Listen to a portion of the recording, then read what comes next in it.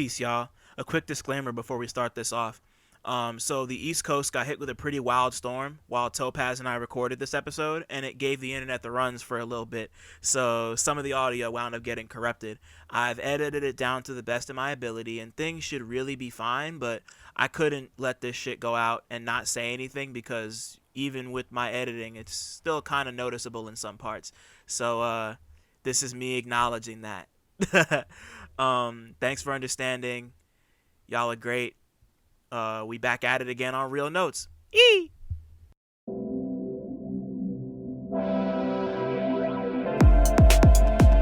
What's good, y'all? My name is Dylan Green, and this is Real Notes, a space dedicated to blurring the cultural and artistic lines between rap and film. I'm here to chop it up with everyone from rappers and producers to journalists and video directors about their relationship to movies and how, if at all, film inspires their craft.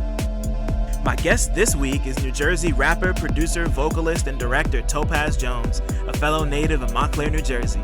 We talked about being from the 973, what movies he's been watching during quarantine, being inspired by Kanye West's Runaway movie, finding the courage to be vulnerable on record, and the creative process behind his latest album, Go Tellin Your Momma, and its accompanying Sundance Award-winning short film of the same name.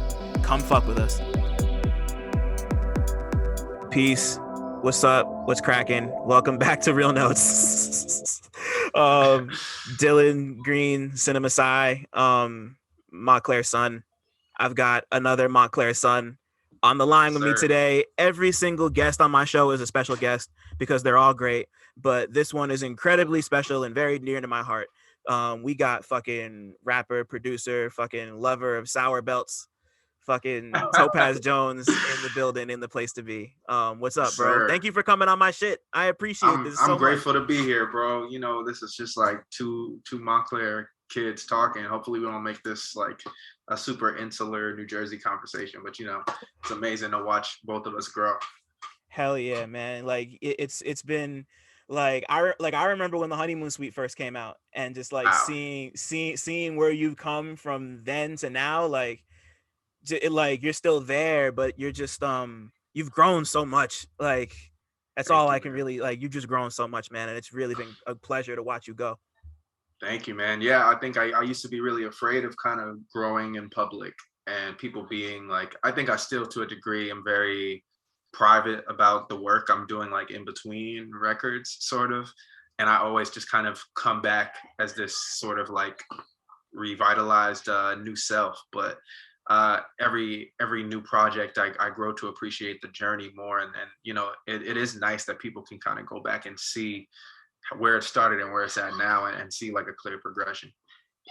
Right. Yeah. And like it's really on you. Like at the end of the day, it's on you how much you want to let people know. And this is probably the most bare you've ever been outside of like Untitled from Arcade, which is my favorite song of yours to this day Wow. still. Like I don't know why, but that shit really just gets me. I just like, it's just you on a piano and I love it. And just like you just let it go. Yeah, that's a special one, man. It's interesting. It's like I had to slowly learn how to be okay with just like being me. And you know, a lot of like even on Arcade I hear shit that's just like blatantly me trying to like reverse engineer outcomes and responses from certain factions of different audiences, you know, across genres. And like some of that was helpful just to kind of try that and like realize like, you know, like it ain't really up to you how people respond anyway, so you might as well make the thing that's true to yourself. And that's what this project, you know, Don't Go Telling Your Mama is all about. Right. So before we get into the project and the movie proper, I'm gonna start this the way I start all my shit off. So when was the first time you remember going to the movies? Oof. The first time I remember going to the movies. Or like watching a movie. Theater. First time watching a movie. I remember, so like back in the day, like, you know, it's funny, we feature Pathmark or like Lackawanna Plaza that used to have the Pathmark in the film a lot. And there was a part that didn't make it into the film where I was like actually on the phone with my mom, and we were talking about how when I was a kid, we used to like, when it was a special occasion, we would like go to Lackawanna Plaza to the Pathmark, and there was like a West Coast video. It turned into Hollywood Video later, but there was a video store next door, and we would go get like crab legs from the Pathmark and then get some movies from the video store and come home and lay down like paper towel in the, I mean not paper towel, newspapers in the living room and just like eat crab legs and watch movies. So it's like I always think of that. And when I think about the movies I was probably watching, I remember like Nutty Professor, like a lot of that like Eddie Murphy shit, a lot of like the like early Chris Rock movies are just like really burned in my brain. I remember I watched Vampire in Brooklyn really early, and that gave me like nightmares. But like a serious movie, I don't know, man. I can remember the movies that like impacted me super hard as a kid, but as far as the first one, that's hard to call, man. Maybe like '89 Batman. That was like that was the one for me, you know? Yeah, I mean, I get it. Like between like the costume and like seeing like Batman and the Joker on the screen and like the Prince soundtrack, how could it not come together? So I feel it. Yeah, wow. Absolutely. Man, like, and it's so crazy that you bring up that West Coast video, because there was another one on fucking Watchung. Yeah, the bank across the street from Mr. Dino's, that used to be a fucking West Coast video too. Wow. Yeah, like that's, oh shit. Wow. Yeah, now I'm just thinking, like I was just talking to my girl, and I were talking about this maybe like 3 weeks ago, like because we just watched that Blockbuster documentary on Netflix. Oh yeah, I watched it too. It's crazy. And just like thinking about, like, it got me thinking about all the different video stores that used to be like in the area, because like you had Town Video on Valley Road, you had the West Coast Videos, the one by the Lackawanna Plaza, and then the one on Watchung. You had the Blockbuster on Claremont, that's a children's gift shop or some shit now, I forget. Wow. Like, and yeah, like just like so many of us made so many memories in all those places, and like they just traveled all over town. Yeah, like, even when it was like I remember we had like the VHS rewinder machine that you put it in and like hit the button and it rewinds it. Like I used to get a lot of joy out of doing that to all the VHSs, man. Even when in the doc, when they're talking about like the smell of it, like it's really like you can remember the scent, you know? Yeah. I wonder if we do see like a thing where movies and like renting physical movies come back in the way that vinyl does, but I don't know if that's gonna happen or not. We'll see. Like I like to think it will, because nobody thought vinyl was gonna come back either. And then out of nowhere, like it's selling like crazy now. Like it's selling better than CDs, which is like, wow, I never thought that would happen. So and people like even like cool, quote unquote cool artists are starting to put out like CDs again too, which I think is interesting.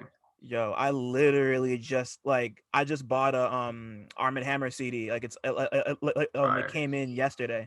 Like shout out to Woods and Elucid and the Alchemist. So like back to Batman, like I was gonna ask like what the movie was that kind of made you fall in love with movies. Like would it be safe to say that like Batman was the one for you? Or that's a good question. I think it probably was Batman. I think, I went through a series of obsessions as a kid.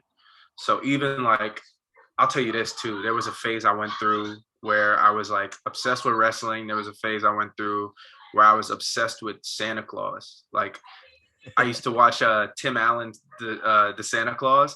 And it's funny, I rewatched it this Christmas with my girl and her family. And I was like, damn, like the reason why I connect to this movie so hard is it's low key a movie about children of divorce. And I didn't peep that subtext the first time I watched it. I think that actually might be the first movie that really got to me. Because like after I saw that, I was like in my room with like a pool noodle and a bunch of pillows aligned like fucking reindeer. And I was like pretending to be like Santa on the sleigh. But then after that, Batman, like my Batman phase was crazy. Like I just wanted to wear a Batman costume like every day of the week. And like everything from like Jack Nicholson as the Joker to the Prince soundtrack, like to, it just like, it was the most like stylized film I had seen, like the fact that someone could really have like the feeling of that Gotham was so on point. Yeah, and like it felt so tactile, and like the music really helped to amplify it. Like that was I haven't seen it in years, but that was definitely one of the first like superhero movies I saw that really was like, wow, like I'm watching it happen on screen.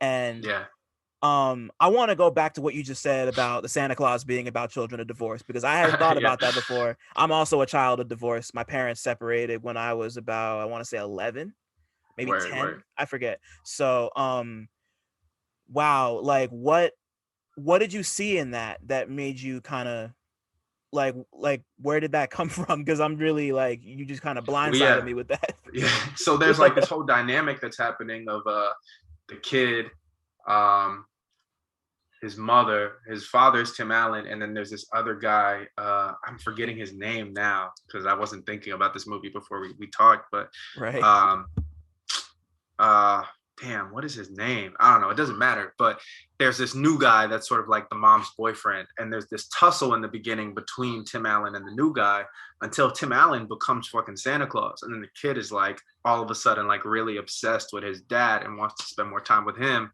and he's got this new purpose, he's got like, he's doing things, he's like helping kids everywhere, and now this kid wants some of that love for himself. And I think like for me, like as a kid, like, my dad's a musician, and when he left the house, it became this thing of like, I don't want to like feel like I'm choosing my mom over my dad, Yeah. and that was embedded in kind of every decision I made. And even like in making this album, I had to question like how much of myself, like becoming a musician was strictly like my own decision, and how much of that was sort of this kind of reaction to my environment, being around so many musicians, and also like having this kind of split in my household, and wanting to preserve the energy and the memory of my dad as like this like personal superhero. Right. That shit is real, because my dad is also a musician, and he, yeah, like my parents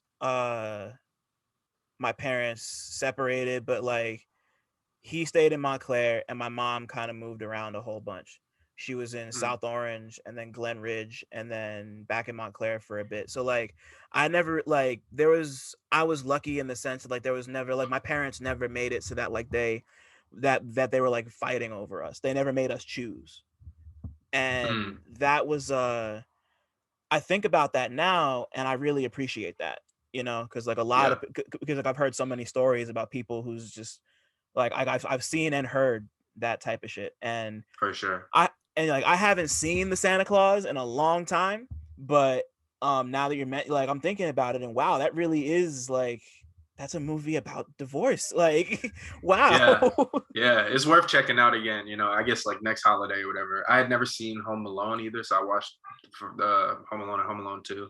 I was just Oh like wow. binging holiday movies at the time, because I've just been like, I've watched more movies this year probably than I have in a single year in my life, man. Why do you think that is? Is it because of quarantine, or like was there any other like specific reason? In the beginning, it was because of quarantine, but I already kind of had this budding like desire to get more into film and have a better understanding of a wider range of films. And then once we decided that we were making a film, then it kind of became like, all right, I really want to step into this more full-footed, and like get like a real feel. Like there's a lot of the same way like I'm blessed in that I'm getting to do now what I got to do for music in high school, which is like go back and start to like study a lot of the classics, and I didn't peep like a full Beatles album, a full Led Zeppelin album, a full Tribe Called Quest album until super late. Like I didn't hear Illmatic till I was 17. Mm, And all of that like really helped me kind of like taking in a lot of the canon in a short concealed time, like gives you a different perspective on all of it. And like you kind of get to like flatten time, especially with streaming now. You can listen to like things from like 6 different decades in the span of 10 minutes, but right. with film, like I was just like I went back and I watched like all the Spike Lee films. I watched like all the Stanley Kubrick films. I was just kind of like, people were sending me weird shit. That's how I ended up, we talked earlier about me watching like the Ari Aster films, and Todd Yeah. Solondz, and a lot of these people that are like more on the fringe, and I got a lot out of that too. Yeah, like the first time, yeah, I'm happy you brought up the Todd Solondz shit again, because like the first time I had ever seen a Todd Solondz movie, I was in high school, because like I was running with a whole bunch of people who like we were all really into movies, and I think the first one I ever saw had to be Happiness, Wow. and he's from Jersey too. I think he was Yeah. born in Newark, so like like that kind of like that's a for anybody who hasn't seen Happiness, that's a warped, fucked up movie, son. Oh Yeah, my god, I like would advise you to start with Welcome to the Dollhouse and then go to Happiness. But I think I yeah, also have a tendency to want to like control people's experiences, and like just because I saw them in order doesn't mean you have to either. right. And like the sad part is like with Solondz in particular, like there's no like safe place to start. Like like Dollhouse is gonna True. crush you. Happiness is Hmm. gonna crush you. Like which other ones have I seen? Like Life During Wartime is gonna, like, all of his movies are like designed to crush your spirit. You know, at least from my perspective. Like You know, they didn't crush my spirit. I think like it was just like refreshing to have like a more like, it's like there's a lot of things in the human experience that get left out because they don't seem like appropriate for, you know, an hour and a half film and to be in a movie theater. And I think like obviously these things were in theaters and they're, you know, not necessarily like small like weirdo indie films either, but like I thought like having the chance to like look at the perspective of someone who's outcasted by society is like a net positive to me. I actually left mhm. feeling like very like happy, ironically, that it was just like that someone was willing to step out on that ledge.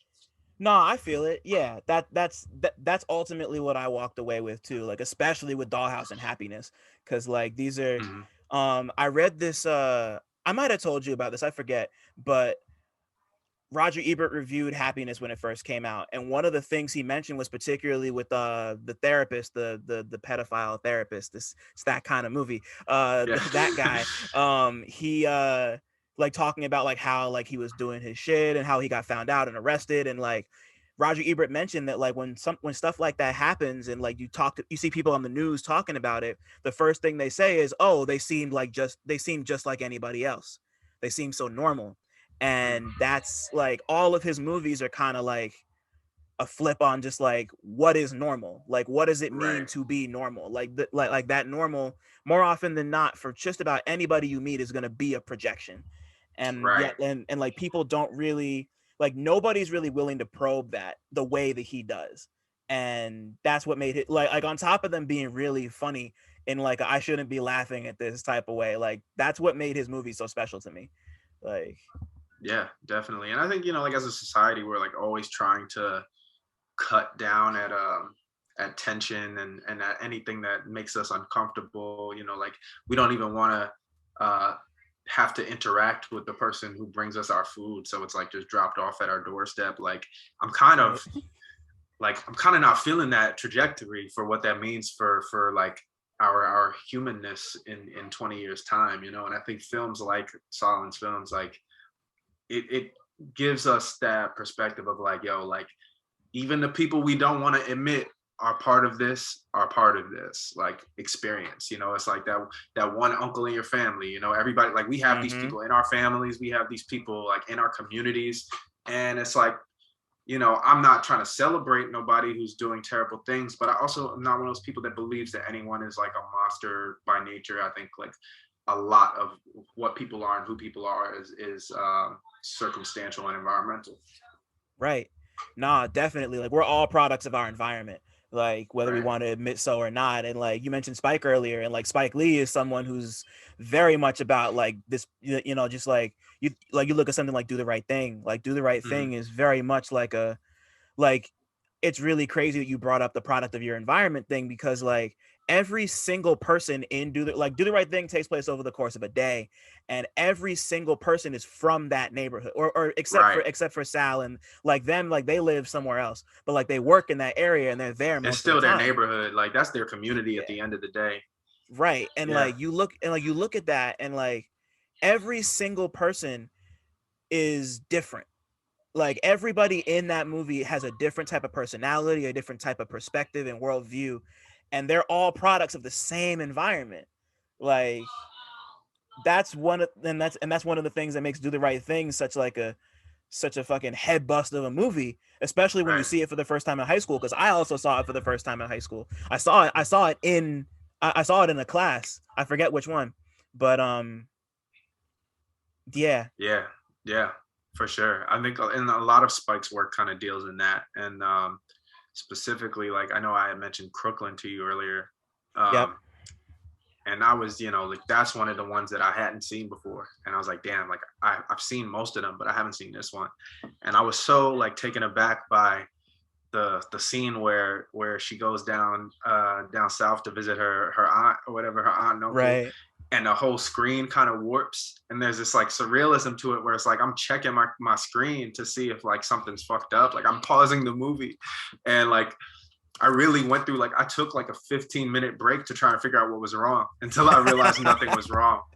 And obviously if you're like at the movie theater, you can't do that. But I also read something that people in the movie theaters were confused when it came out. They were like yelling at the prompter guy, like, yo, like fix this shit.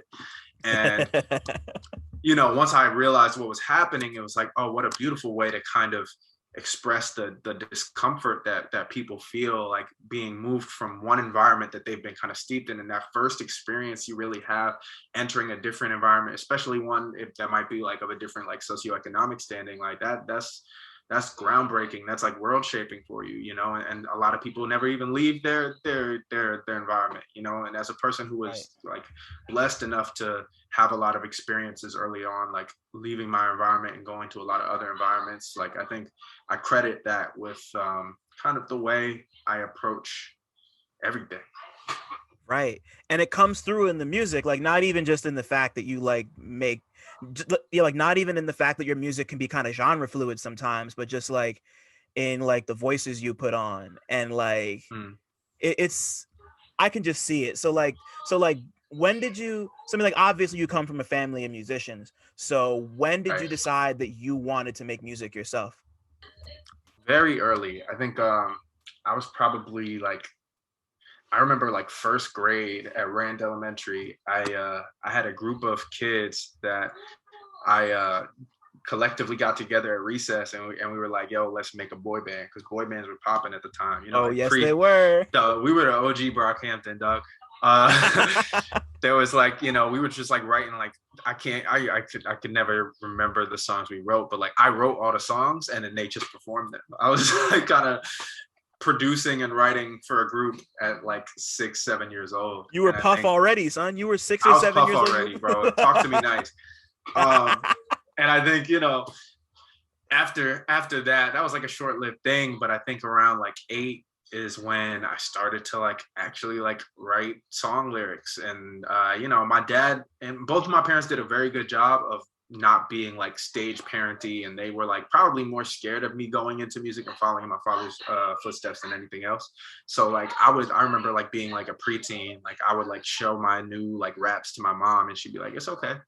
And like, we need to normalize people telling their kids their shit is not incredible, and now she won't shut up, she'll like, I'll call her and she's like singing lyrics to Herringbone awfully, like saying, I just worked out to your album and shit like that.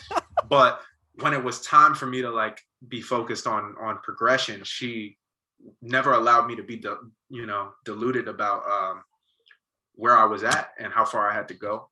And my father did a great job of kind of showing me like, yo, like, like you can build a career in music, but you need to detach yourself from the expectation or the like ideal of being like super rich or super famous, and connect yourself to really like appreciation for the craft, because no one can take that part away. If your happiness and joy is coming from like being good at what you do and developing and making songs you love, like that's more sustainable. Yeah, facts. And like the money will come. That's the thing I heard a lot too growing up, like especially from my father, because like just that's like that comes through in pretty much everything I've heard you do. And like when did you first start recording? Because I know actually no, maybe I don't know, correct me if I'm wrong, did you record some of Honeymoon Suite in Ennis's studio? I don't think that's true. Okay.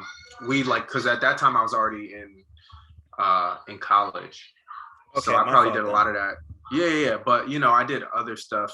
Like, obviously we used to do, well, not obvious to anyone listening, but in our high school, we used to have like a collective that would like make music on the weekends and like kind of put it out the next week. And we were like at one point like dropping a song every Tuesday.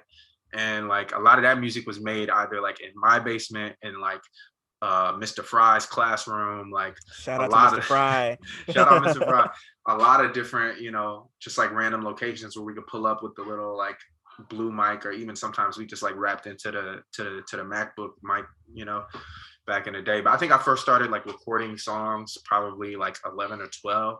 My grandmother, my mom's mom, you know, rest in peace, like right before she passed, she got me a laptop, and I made music on that thing. I got GarageBand, and I just started making beats. Like I got a MySpace page. I started putting songs on the MySpace. It was the mixtape era, mixtape Wayne era.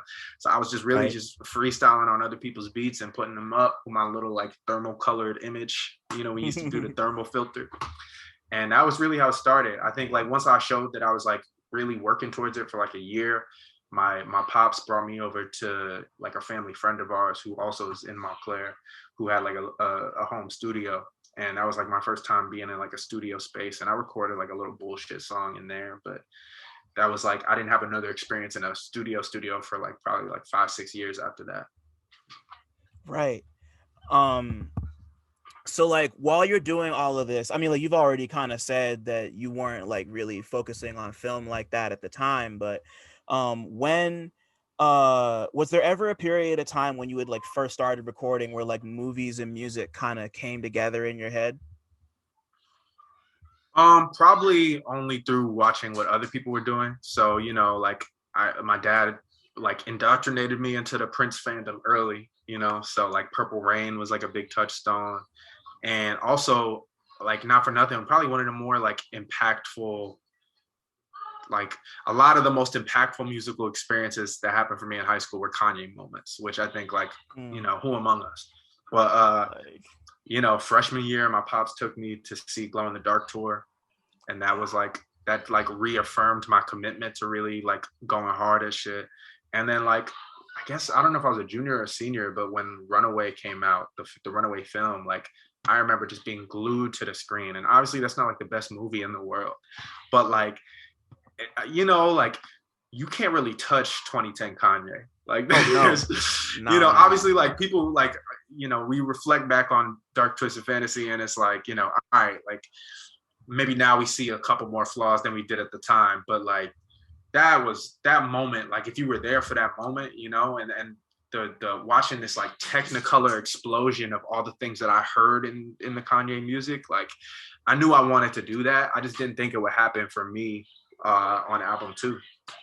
Right. Like, yeah. So like, I definitely agree about I definitely agree about the Kanye moment, because I also remember when Runaway came out. I might have just I think I had just I was about to graduate from high school or I just started college. I can't remember anymore either.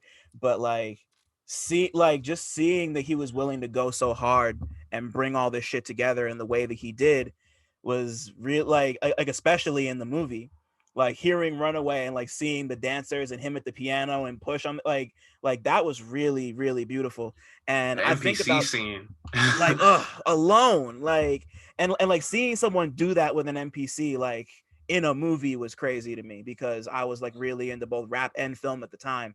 So I was like, wow, like somebody did that. And I think about that a lot because I've like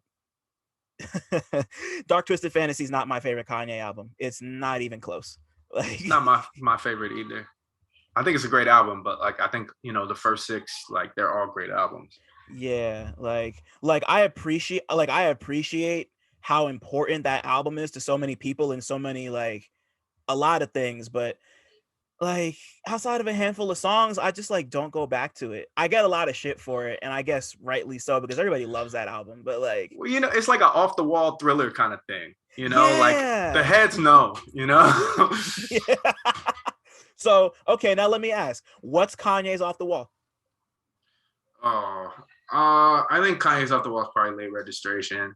But like, if you catch me on a different day, like I'll say a different album. You know, I think like the better conversation is, or not the better conversation, but the thing that I aspire to is not any individual one of those albums, but building like a record of consistency and body of work where it's like people can have those arguments to begin with. Like only like maybe Kendrick since Kanye has created that kind of, you know, the amount of strength in the foundation behind each of those albums, building on each other, and also telling a continual thematic story almost, you know, Right. what they accomplish. Yeah, totally. Because however we might feel about a specific Kendrick album and like where it slots, he has no bad albums. Like, right. Like that's my aim. No misses. Right. And yeah, like you got none yet. So you're already. I appreciate that. Nah, man, you're already on your way. Like, so yeah, I guess it's finally time to jump right in. So like, Don't Go Tellin Your Momma. Like when you first played me the album back in January of last year, right before you moved to California. Right. And you didn't have a title for it. You just played me the album and we're like, I don't know what to call this. And I don't know if so like why Don't Go Telling Your Mama? Like where did the title come from? Really just because eventually I had to name the shit. No, I'm kidding. I you know, me and my girl drove cross country right after that, and we spent a lot of that trip, just like thinking about, you know, the time period in which I had been making the album, but also towards the end of the trip, it was like, damn, we're getting close to California. It would be nice if we like just like put our heads together and came up with a title by the time we got back. So I put that deadline on myself, and eventually it just like, it felt like Don't Go Telling Your Mama was like everything I was trying to say from the beginning. I think some of the like earliest kind of seeds I had when I was writing out the idea for the album were about like, it was like capturing the energy of that moment where you're kind of eavesdropping on your parents or older family relatives, like having conversations that you know are like linked to adulthood and maybe a little bit past your pay grade as a kid, but you want to be a part of that. You want to understand what they're saying. And so you listen a little closer, and you don't want them to know that you're in the room because you know they're going to change the way they flip it or the way they say what they're saying. So I think like Don't Go Telling Your Mama, it reminds me of all the times that people kind of like older relatives of mine let me in on kind of a little bit of what adulthood was, or gave me some game. And it's also a line on the album, you know? So it's like we were listening to the album and that line jumps out at me, and it was like, wow, like there's really like that verse specifically it's the first verse about the 70s. I think 70s, yep. When I wrote that verse, I knew that was like somewhat of a mission statement for the whole album, really. And so I think it just fit. And after that, like, I won't even lie, like I was a little worried. I'm like, yo, are people gonna like this title? Is it gonna like fall awkwardly out of people's mouths? You know, are white people gonna like be afraid to say it to each other? And I ended up deciding like, those are all things I like about it. Like that's kind of what my experience that I'm telling in this album is one of discomfort. It's one of like not being sure how to express my Black identity. And I think like what better title than one that makes everyone who says it a little bit uncomfortable. Yeah, because like I can't wait to hear the first person who I had talked to this album about, the first white person who I had talked to this album about, be like, oh, have you heard Don't Go Telling Your Mother? And be like, yeah, exactly. Yeah. That's like my screening process. When people send me things or like ask me to do shit, a lot of people are like spelling it wrong or like putting the G in there. They're putting like Mama M-A-M-A instead of M-O-M-M-A. And like, it's like the same way I remember like Anderson was talking about, he put the period on his name so that he knows people are paying attention to the details. So this is my green M&Ms, you know, this is my details. Oh wow, you really freaked that. Yeah, and that's funny you mentioned the G on telling, because like I was typing out my questions and my notes for this, and Google Docs auto corrected telling to telling, and I was like, anti-Black. Exactly, you already know what it is. So yeah, like you've already mentioned the fact like this album, like so much of this album is about transition and about you know, discomfort and acceptance, and like particularly from a very specifically Black perspective, like not even just in terms of like you finding your identity, but like all the different types of music you're working with here, because like there's, you know, like there's funk and jazz and rap and like I want to say R&B a little bit. Like there's so much of everything in this, and it feels like this, like, you know, like as much of the best rap music does, it feels like a collage of all these different eras, and you know, just like between like the slang and like just the regional details, like with like opening the album with somebody talking about Lackawanna Plaza. Like, it was really wild to be able to hear something that I knew so well, like a place that I had spent so much time in as a kid, and be like, oh shit, like that's on an album that people are gonna like hear, you know? Mhm. Mhm. Like, and uh it's just like, I guess in that sense it makes it like an incredibly like overwhelming experience for me to just like hear it as someone from the same town. But like for you, like, it's obvious that it's important to you that you got all of this through, but like how important was it to you to kind of bring this out of yourself, like bring like this I don't want to say hometown pride, because like we can get to that later, but like how important was it for you to put this out in a way that kind of helped you to be less comfortable, help you to be more comfortable being uncomfortable, if that makes sense?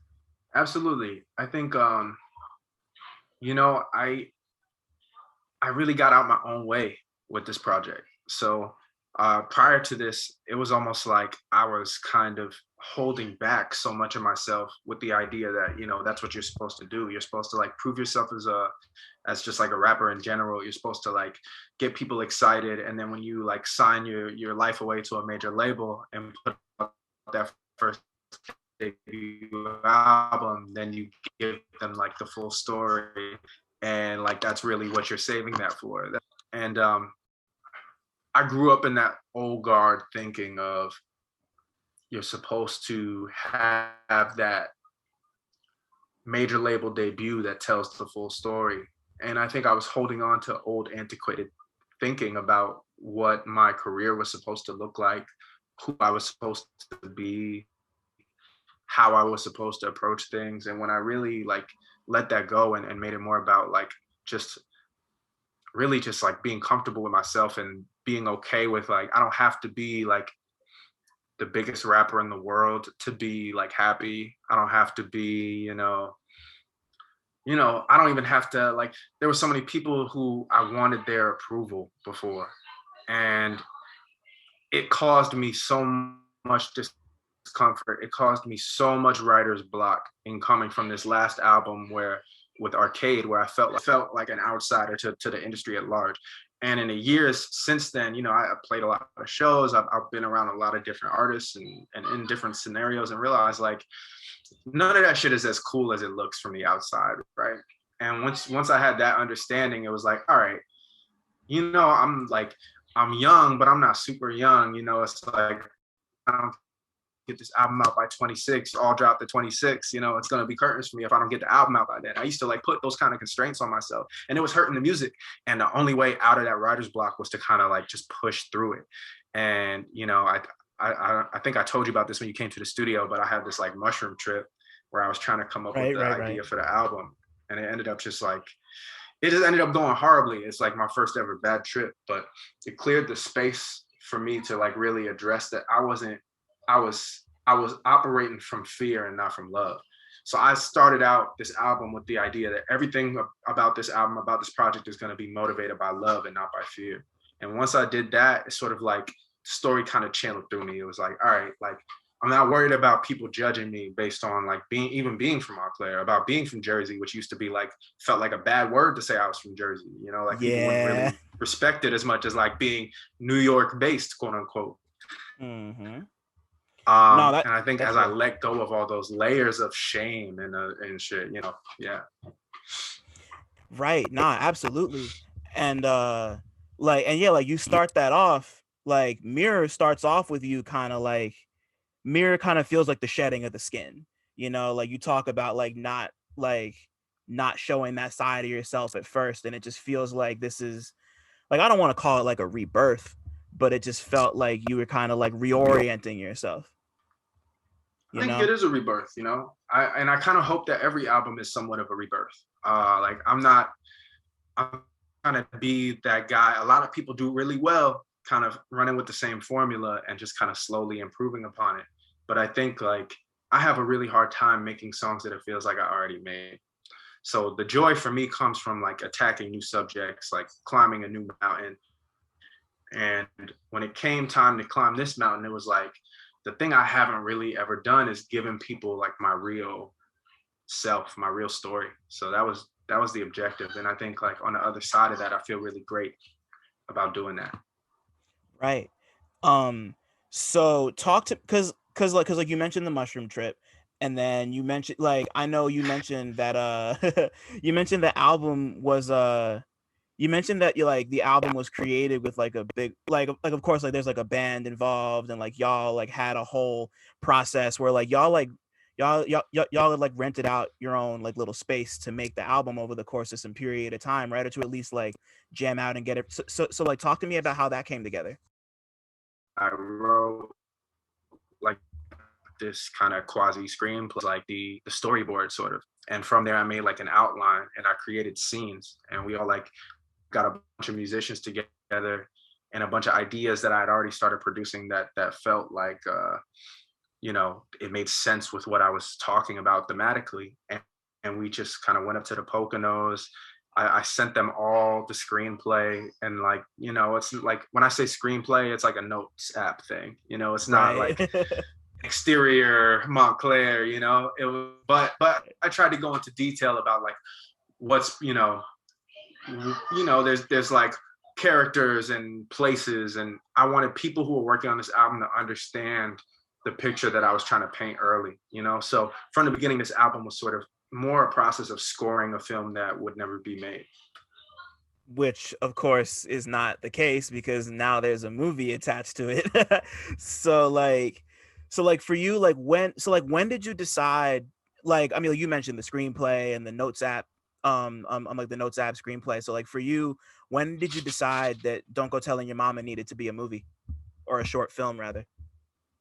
It kind of happened gradually because, you know, Rubberband, my co-directors and some of my best friends who I went to college with, we always kind of jam out on what the visual side of my music is going to look like. And when it came time for us to have the, you know, we started to feel like the 3 music video approach, like we had treatments for videos and I think they would have done well, but it just didn't do a good job of kind of encapsulating the whole world that this. We started to push on the idea of like, what would it be like if we sort of, instead of advertising the music itself, like created somewhat of an ad campaign for the ideas that the album's really about, and kind of tried to enforce that. Like, let's treat the ideas and the themes of the album like songs. And it went from like, is like, okay, maybe this is 26 different like short films essentially stitched together that tell a larger story. Right. And where did the initial idea to use the Black Alphabet come from? Because I hadn't heard about the Black Alphabet until I started seeing the rollout, and I looked into it and I learned that it like has roots in Chicago. So like, when did you first find out about that, and what made you think like this is what I want the film to be?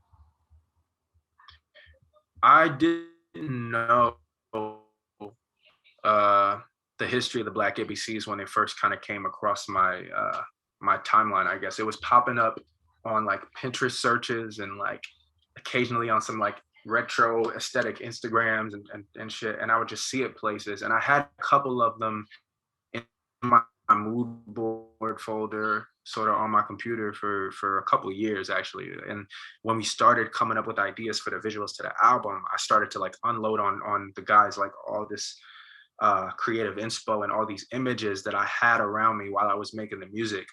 And I think I just gravitated to the alphabet cards because really what this album is about is education and the way that we're taught how to see ourselves in the world, and all the ways that we are educated on what our identity means and what it means to be Black, that don't happen, you know, within the walls of the school.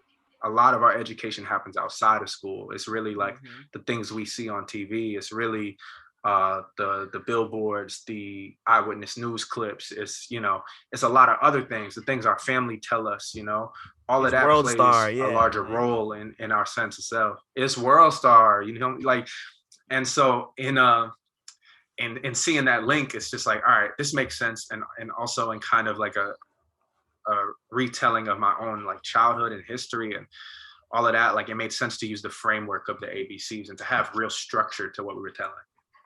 Right. So yeah, and like and they like one of my favorite things about watching the movie is the fact that you really decided to split it into these 26 little segments, and it's just once again like a collage kind of coming together. It's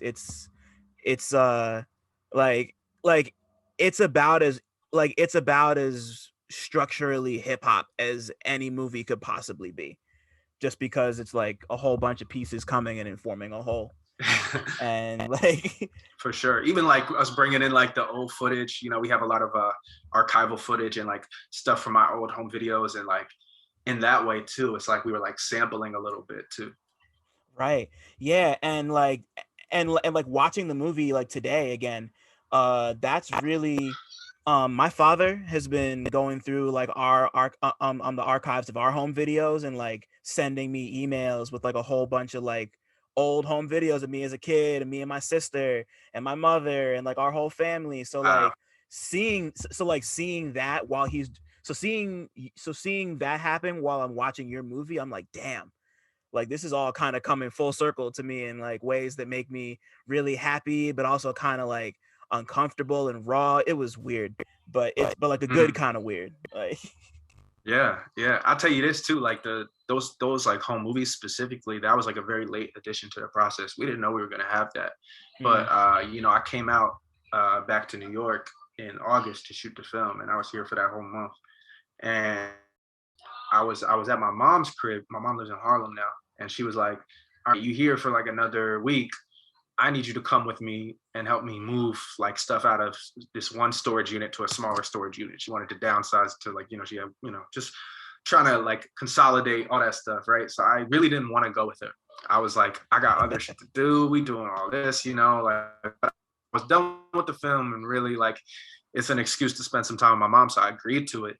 And then we go, and it just so happens in that storage unit is like a lot of like, you know, there was like my PS1 was in there, you know, like a lot of memories from my childhood, and like, yeah, and like a crate. And in this crate was all these like DV tapes from times when my mom had like her little camcorder on her when I was growing up.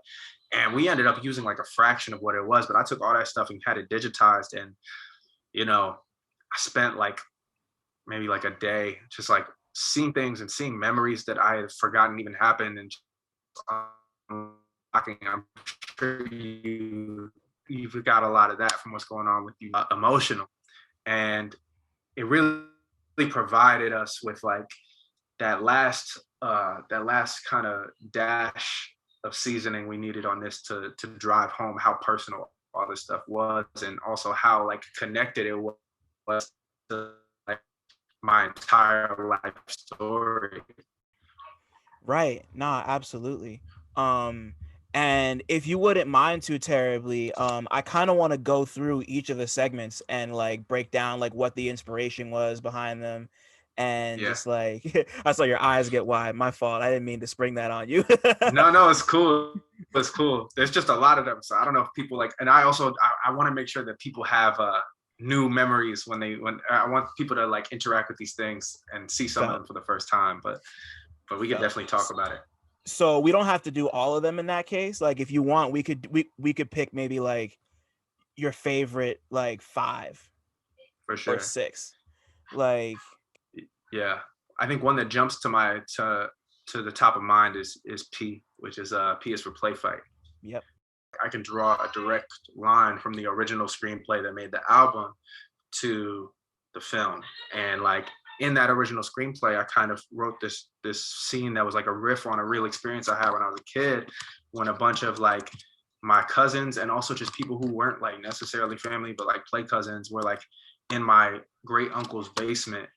And there was like some boxing gear down there, and they all started scrapping. And it turned into this thing where it was like like a boxing tournament happening in this tiny like basement, and I really had never been in a fight before. You know, I was like a soft kid, you know, for the most part. Right. But in that peer pressure situation, like I was kind of forced to like tap in, and I got my ass beat, you know.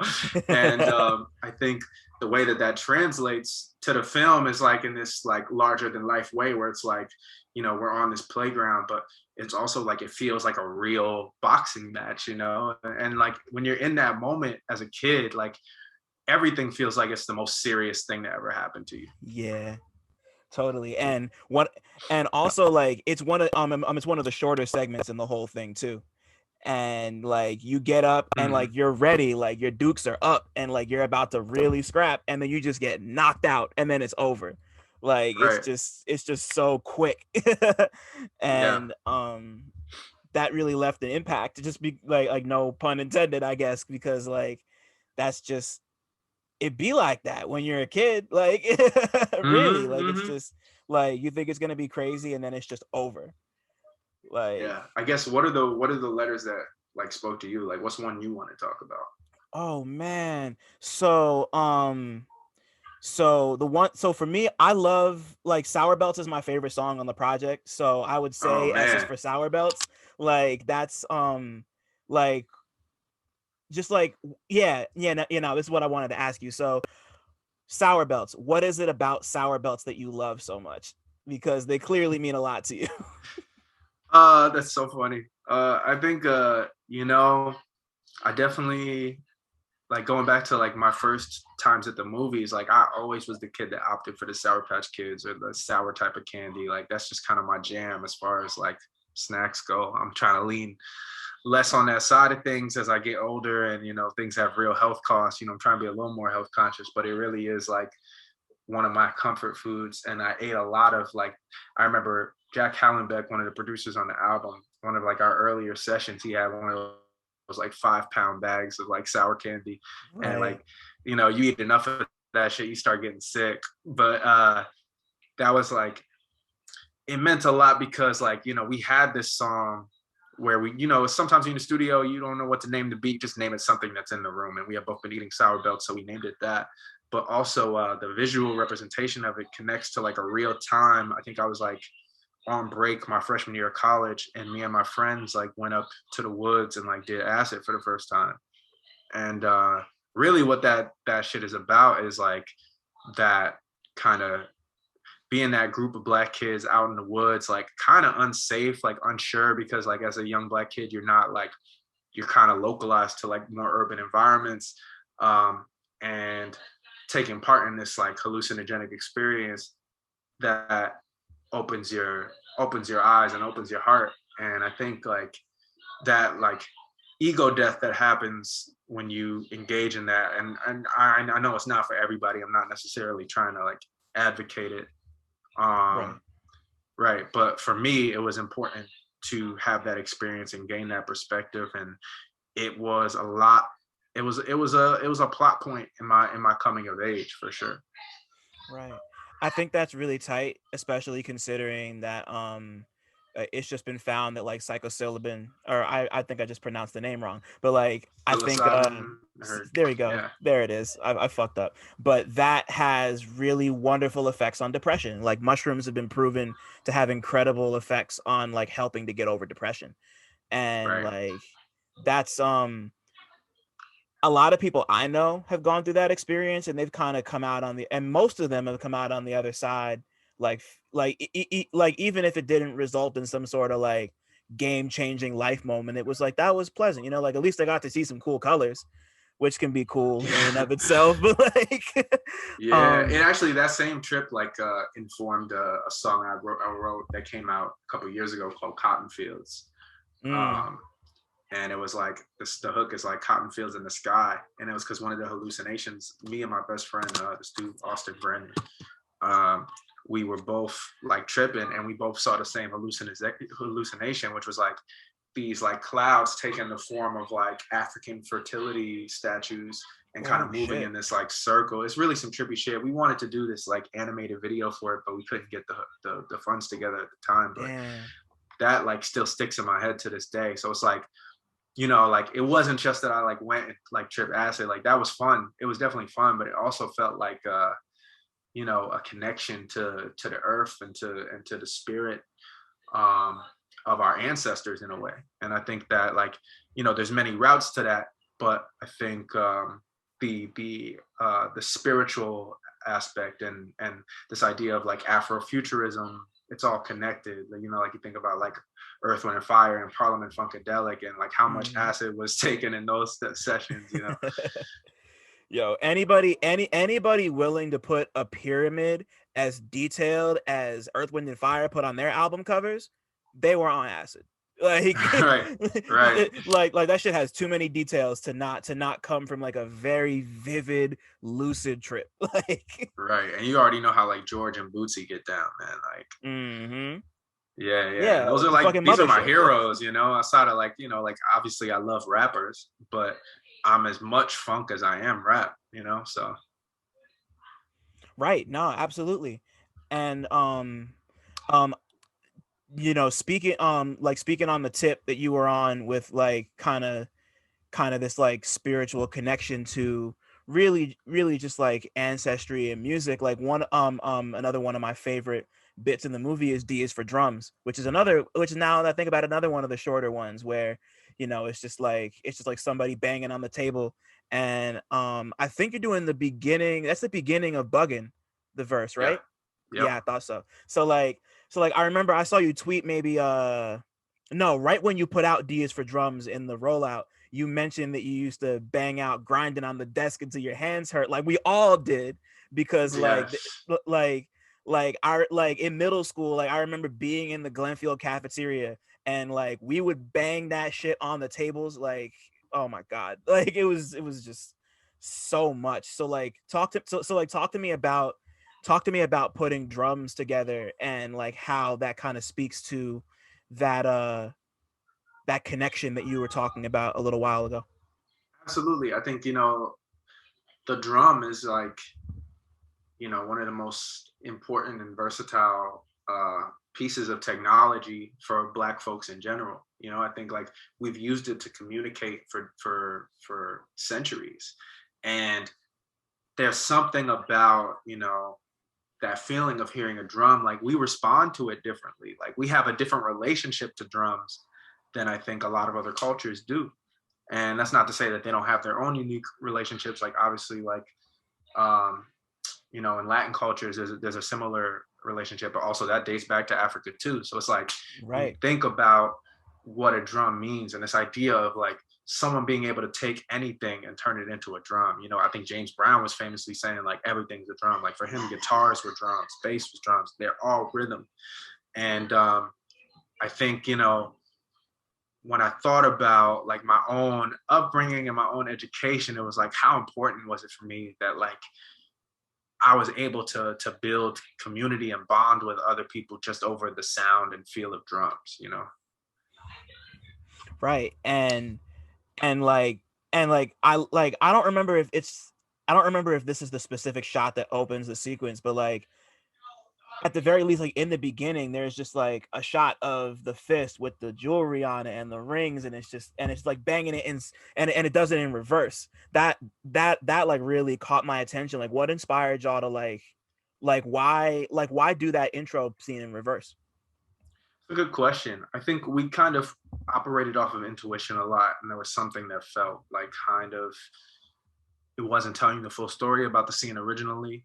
And I think I could give you a lot of reasons why we chose to reverse it, but ultimately it just felt good.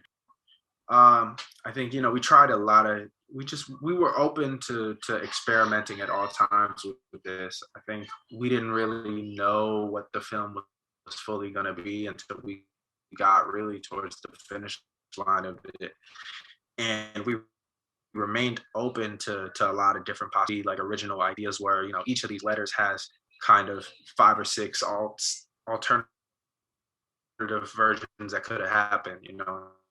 The reasons why we chose to reverse it, but mostly it just felt good to do. And also you know, I think there's a line that you can draw directly from this incredible drummer, Jarris Yoakley, who actually used to play in my band, and him like banging on this kitchen table to, you know, there's a line we can draw from that to like Africans on plantations. There's a line we can draw from that to, you know, the first people in Africa and people all over the world really like finding community and communicating with each other in this nonverbal, like purely rhythmic form of music. And I think it was important to show that, like, you know, this one instance is connected to all of history in that way. Right. And as kind of like another example of that, L is for Language is another one that really stands out to me, because that's the one where if I remember correctly, that was the one where you were talking to Ivy Soul, right? Shout out Ivy Soul, man. Yeah. Shout out to Ivy Soul. Like, it was really tight for me to hear you bring someone like non-binary in on the conversation and just kind of untangle this specific relationship to, like, especially being someone from the South. So like, what was it like putting L is for Language together? Right. It wasn't even necessarily something where I thought like, oh, this person is non-binary. That kind of just right. That was like an added thing. But I just really appreciate Ivy's Ivy is very deliberate in the way that she expresses things, and the words are always chosen very carefully, and we bond a lot over, you know, just bars and writing, and we could be talking about, you know, great rappers, we could be talking about great authors, and Ivy's really like, Ivy knows Kendrick lyrics and Toni Morrison quotes, you know. And so when it came time to talk about language, I felt like it was important to speak to someone who was a lyricist, but also someone who came from like a different perspective than my own. You know, I didn't want it to just be the Topaz Jones story. You know, this became even more personal than I intended it to be as a film. But I think specifically with the interviews that we put in, it gave a chance for us to kind of round out the perspective, because obviously there's all these ways that you're taught about yourself. Some of them positive, some of them negative. But one of the biggest positives are the people in the community that are really doing the work and are organizing and are connected to that like grassroots level, that kind of they're able to break through the matrix and give you a little bit of that self-love and that information that you really need and aren't always given. Right. Yeah. Like bringing in like bringing in the therapist that you brought in, Katie Rodriguez, and the man from Brownsville whose name is, I just lost it. I feel so terrible. Keith White, that's my lawyer. Yeah. Yo, shout out to him, because that section was really beautiful. Yeah. Just like bringing in all those different, like, I chose L is for Language because I loved the idea of you bringing in other people. Like, you even brought in Mr. Jackson, one of your old teachers, like, because like there's so much about, like, they bring so much of themselves, and they also of course inform like what you got going on as well. And like, and just like that organizational aspect, especially as Black people, is so important to the way we kind of process history, or like the way we've kind of been forced to process history. And I think, like, for the fifth, and yeah. Oh no, sorry, what were you gonna say? No, I was just gonna say that, like, Mr. Jackson is important. And I think as an artist, people are really interested in who are my musical heroes and like, who were you listening to growing up? And I was listening to a lot of different music, but equally important was the people who were helping me learn how to think about the world and how to see it. And like, we never get asked about like, who was the like teacher that like inspired you to think about things more radically. And that's what Mr. Jackson was for me. Yeah. And just like hearing him tell his story, because I didn't go to Renaissance, so I don't know Mr. Jackson, but like hearing him tell his weirdo school. Like, it was that's so funny that you said that, because I heard that too. But like just hearing him bring his perspective, and just like specifically talking about how he worked so hard to help bring the other teachers together and like help protect Black and brown kids in our area, was like, that like that shit is important, and like that specific ethos flows through so much of this album. Like this album is very much about like protection, and it's about like knowing how to protect yourself, knowing and then knowing enough about yourself to be able to protect other people. Mm. Like, and like he brought that perspective, and I thought that was dope. I thought that was tight. Yeah, he's the illest, man. For real. Like I could tell already. And I think the last one of these I'd like to touch on, so we don't go through all of them, is of course Z is for zip code. Like Oh yeah. that like that was the last one. Obviously it's the last one I watched. And man, it really almost brought me to tears, because like I was talking about before, it was like all these specific landmarks that like I know so well, and like seeing them, like not even just in the context of an album, but like in the context of a movie, like seeing that, like there's a bit at the beginning of that section where you drive down Orange Road and you drive past Dr. Barnes and Carter, which is my optometrist, and Young's World of Beauty, which is where I used to get my haircut as a kid. Like, so like, you Yep. drive by there, and there's just like a whole bunch of like these beautiful neighborhood shots, and you get the shot of Crockett's, and you talk about sweet potato and pecans. Like, it R.I.P. was, yo, for real. Like that was like that was the place. I can't like when did they even close? Because like I remember I came back once and I just saw they were gone. And I was Yeah. like, what? Like, If I had known that was the last time I was about to eat, mac and cheese with like yam sauce touching on it, I would have savored it more. bro, like tell me if you remember this, but like one of the chefs, like he had a really, really, really deep voice. And I would Mhm. I would go, like anytime I would go there, I would always get the tenders and fries with honey mustard every time. That was like my go-to. And every time he brought it out, he would bring it out in the styrofoam tray, and he would just go like tenders, fries, and that was it. Like just like very Yes. specific. Like that Tenders and was mock. He had a thick ass accent too. I think it was like a for Jamaican accent. yo, and his voice was so deep, like it, and like those, like it would always be fifth and sixth period lunch, like every time. So like seeing Man. like it's like just like having those memories flood back. Like what was it like to be in a position where you could like bring the town to life like that? Because like that's like the most explicit it gets, you know? Yeah, that's like super like everything in that, and especially that like spoken word piece that's Right. attached to it. It's like super if you know type vibes. And I think I had to like work up, like that was added to the film very late. Like we had a whole different idea of what Z was gonna be at first, and it wasn't really working. And I just kind of hit like a fourth quarter buzzer beater because we had to submit the film like very soon after that. And I just kind of thought about all the very specific things that accumulate to make home in my childhood. And I think a couple years ago, like I maybe would have been afraid to go that specific because I didn't quite yet understand how much universality is in the specifics, and in going super granular and talking about the micro. Like maybe nobody knows what sweet potato and pecans is, but they understand the feeling of having that like one spot down home that like everybody goes to for lunch. Or they might not all listen to Jersey club music, but there are important DJs in every community that like Yeah. push the culture forward, and like create the moments that we grow up going to these parties and experiencing things for the first time. It's like I was really emotional making all of that, because it's like in a way I'm making this film and hopefully this album's going to reach a lot of people, but after it does what it does, it goes back to just being like a record. And in that way, like I had the chance to really immortalize a lot of the Montclair that we both know, and then a lot of other people grew up knowing.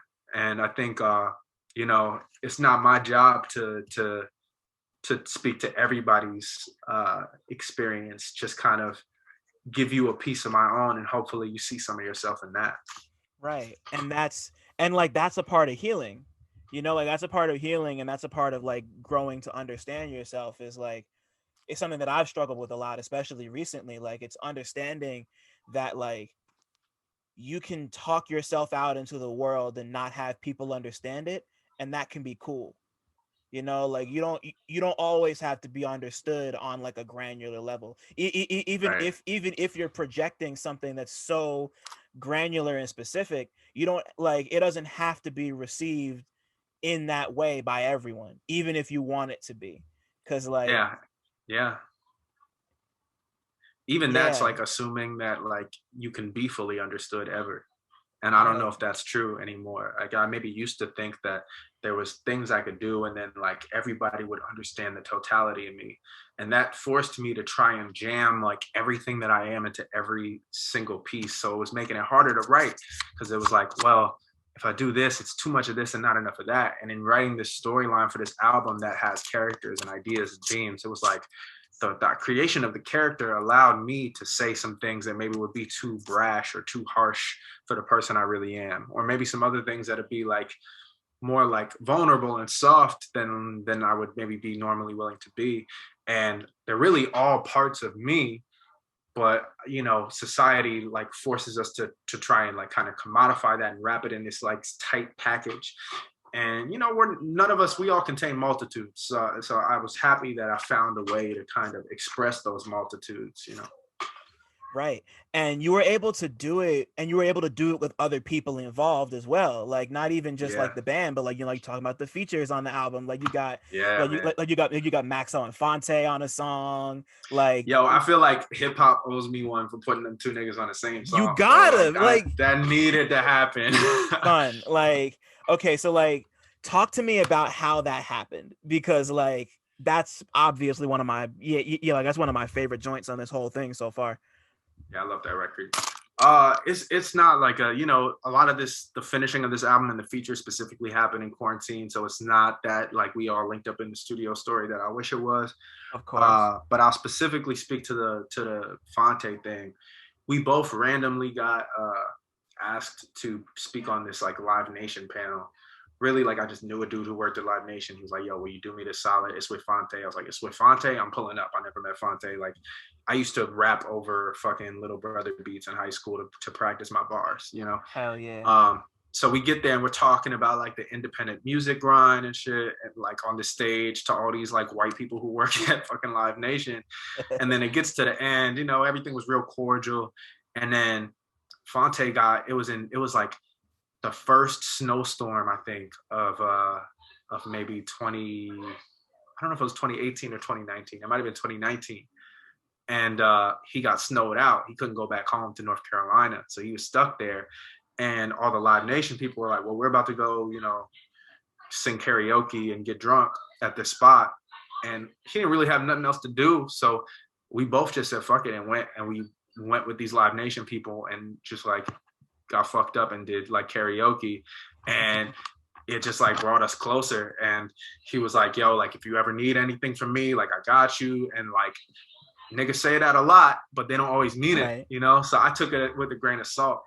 And it just so happened that Jack, the producer I mentioned earlier, Jack Hallenbeck, he had just moved back in with his family in Raleigh.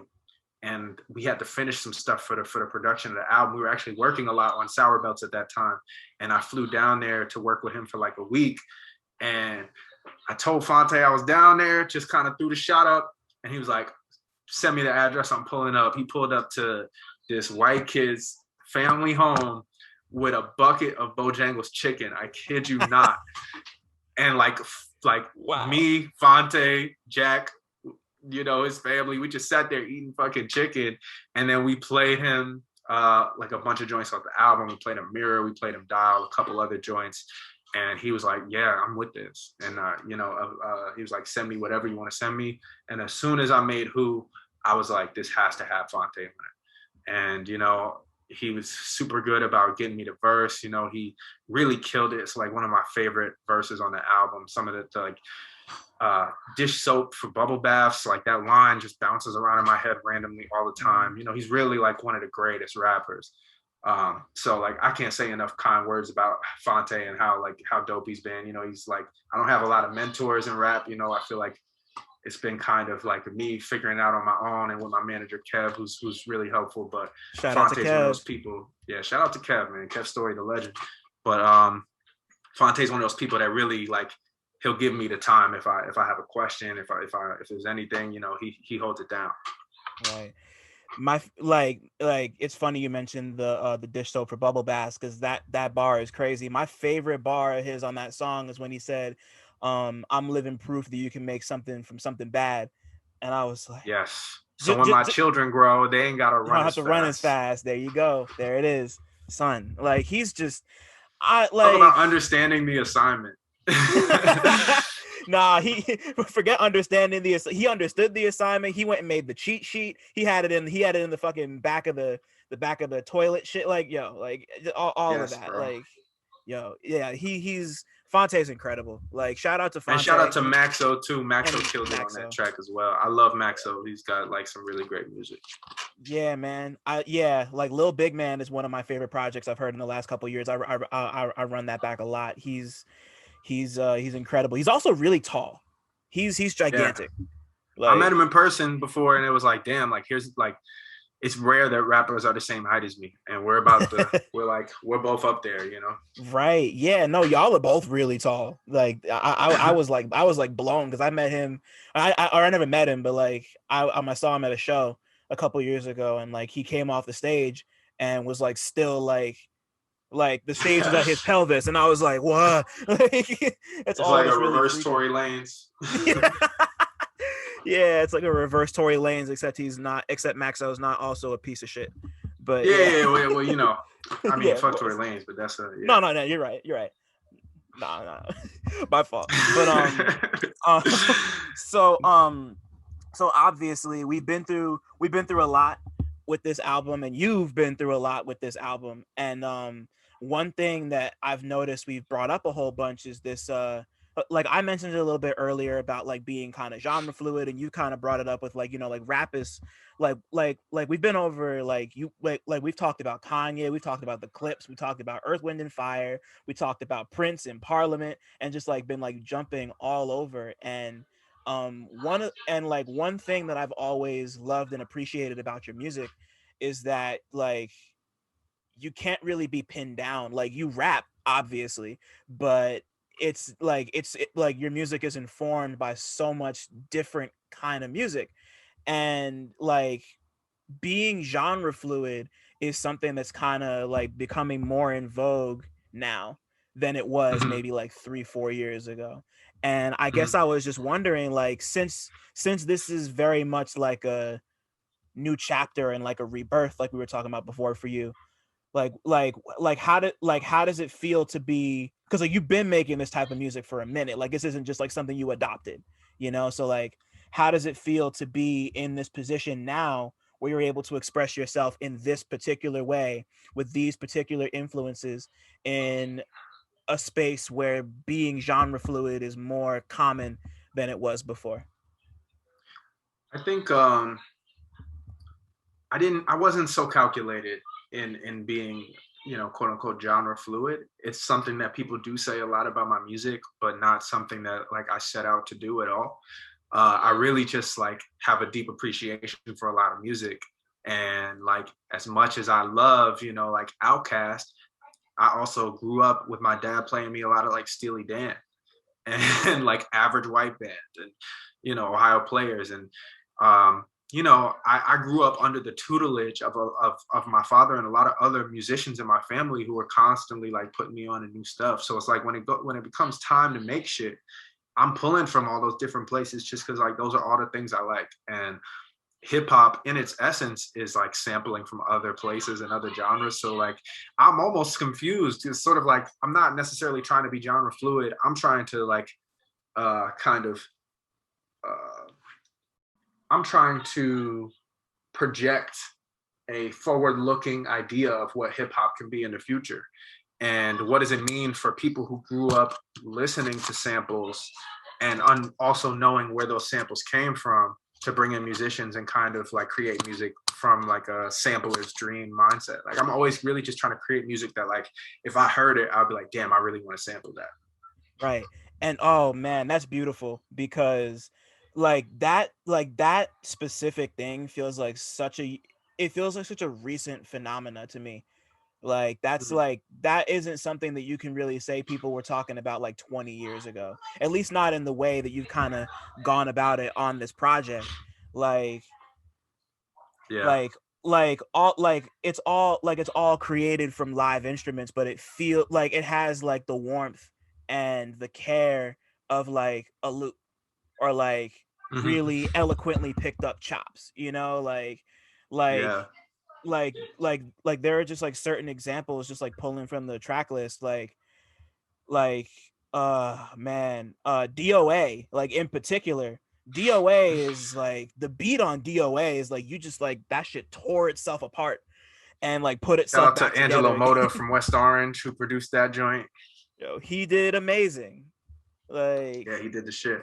wow, Yeah, man. like And it's not like, let me clear up too. I'm not one of those people that's like anti-sample. Like obviously, like it's right. me and like D'Lo is like one of my best friends and Thelonious Martin, and like all he does is sample shit.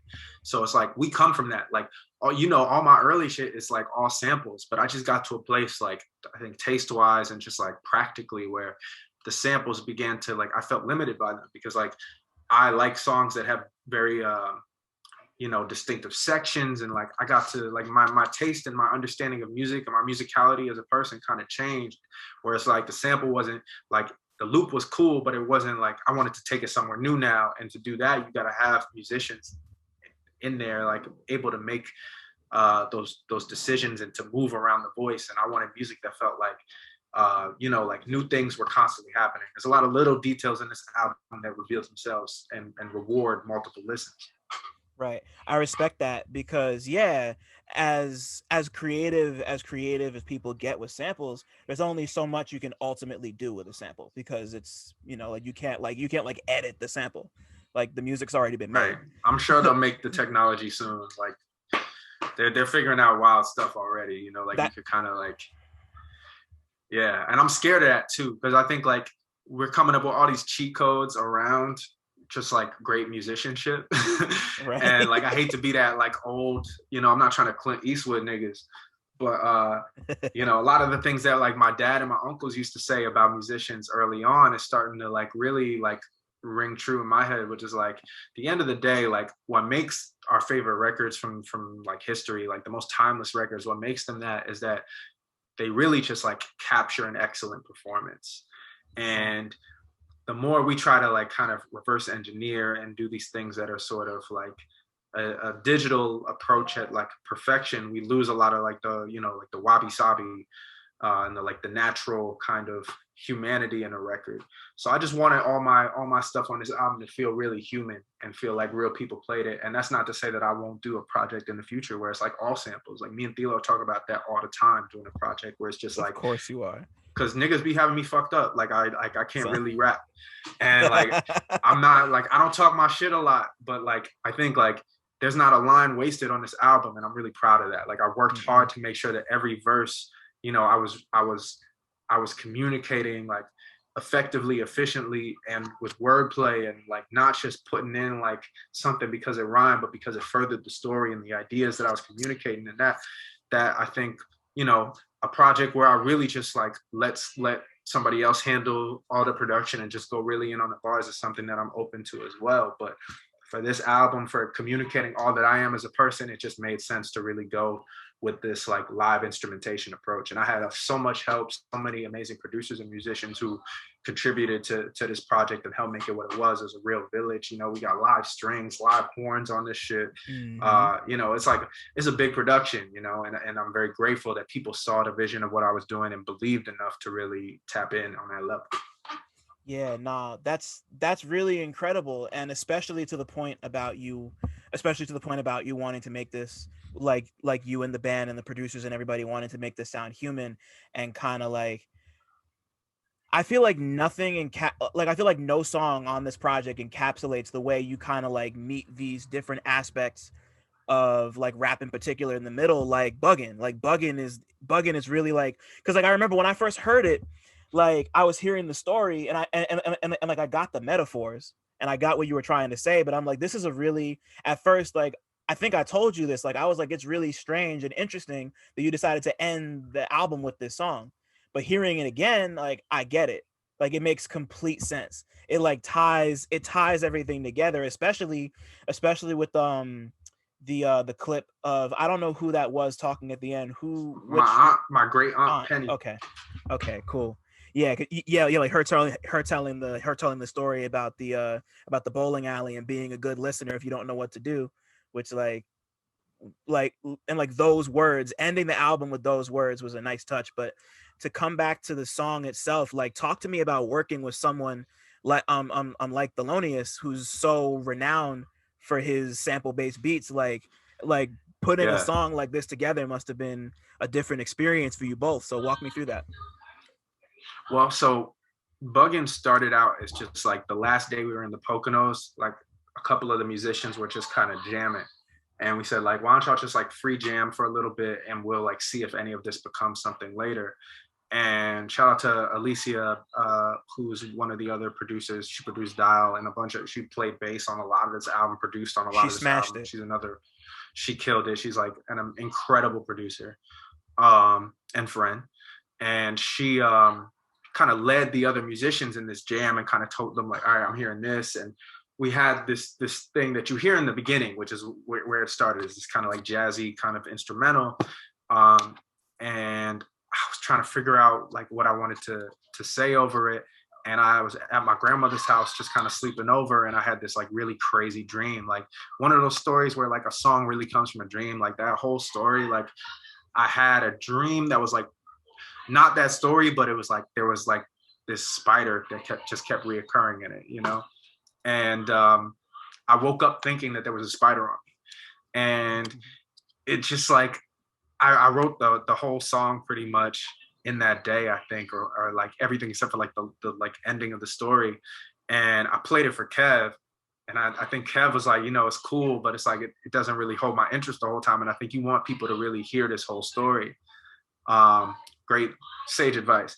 So then we took it to Thilo, and I was like, yo, why don't you just try like sampling this, you know, and just like see what comes out of it. Cause I wanted Thilo to be on the album. You know, he talks on Gold, but he this is the only beat he's a part of. And he came back with like a version of the song that like I had never really thought about it sounding like that. He changed my whole perspective on what the song could be. And then after that, you know, myself and Jack went in and did a lot of other stuff as well. You know, it's like all of these songs, like I can't credit most of them to one producer because it was like such a communal experience. It's hard to talk about one person's individual input, but Thilo, like he revealed like a Rick and Morty portal to that song that just like opened up the possibilities, you know? And I think it was for the betterment of the story and of the album.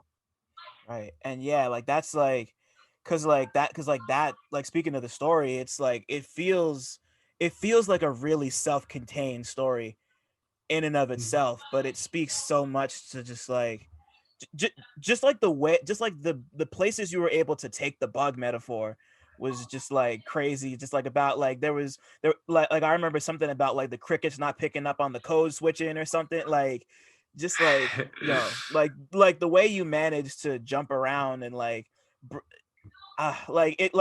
like you were talking about like people don't think you're on your rap shit, like that's like a rappers type of song. That's like a Elzai song. That's like a Fonte song. Like that's like one of those like damn, like where the fuck did you come up with that shit? Like you know, like you know what it reminds me of is like I grew up listening to a lot of like mixtape era Lupe. And I feel like that's something that would have been like, you know, like even like going to, this isn't on a mixtape, but that verse on Pressure, where he talks about like, and so it seems, I'm sewing seams, and First and 15th, it's just a sewing machine. Like the places he took it, talking about jeans, like I'm like, obviously like niggas don't want a whole album of that, but like I love when someone finds a new angle to really like dive deep on and tell it through rap and through wordplay. Yeah, me too. And like to tie it back to movies real quick, like just like the bug concept, really there's this I can't remember, so there's this movie that came out, it must have been in like the late 90s, maybe the early 2000s, called Joe's Apartment. And it's about, I'm familiar. So like you remember, like I think like maybe it's like throughout, it's been a minute since I've seen it, but like there's some part of the movie where like the bugs like start talking, and Hmm. it's just like them like running around the apartment, and like I think he's high or something, and like like he's zooted and the bugs start talking to him, and like that's what I Yeah, thought yeah, of. Like I was thinking about like that song unlocked this like really deep memory in my brain, like yeah, in like my yeah. like wow, it just really took me there, and I was like, this is it was Yeah, just I think Jack sent me a clip of that clip from Joe's apartment when we were working on the song, and it's like also like we could talk about like A Bug's Life and Ants of and a lot course, of yeah. stuff. It's like it feels like part of that kind of like late '90s, like early 2000s kind of. I don't know. Yeah. And like and yeah, like to kind of bring this all home, because we've made it to the end of the album, like what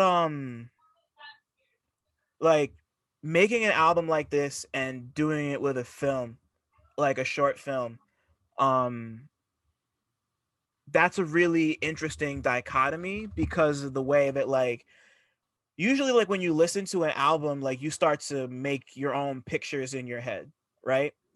And but like here you have like I've always appreciated this, because you have pictures to accompany all these songs. You have images and shit that's already like baked into it. So